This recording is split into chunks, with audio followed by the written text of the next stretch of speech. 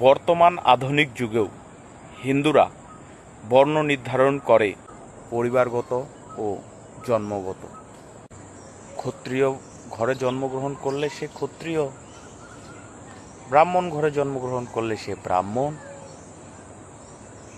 বৈশ্যর ঘরে জন্মগ্রহণ করলে সে বৈশ্য, শূদ্রর ঘরে জন্মগ্রহণ করলে সে শূদ্র। কিন্তু না, ব্রাহ্মণ, বৈশ্য, ক্ষত্রিয়, শূদ্র এগুলো সব কর্ম ও পেশাগত।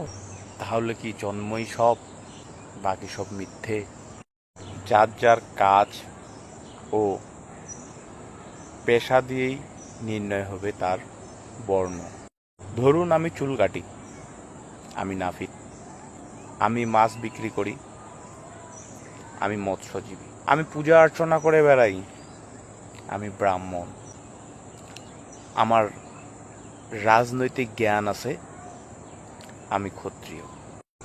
তবে আমার পেশাগত কর্মের ভাগীদার আমার সন্তান কেন হবে ভাই, বলুন তো একটু? জ্ঞান ও বুদ্ধি, বিবেক, এটাই সব। আপনি হতে পারবেন ব্রাহ্মণ, হতে পারবেন ক্ষত্রিয়, হতে পারবেন শূদ্র, হতে পারবেন বৈশ্য।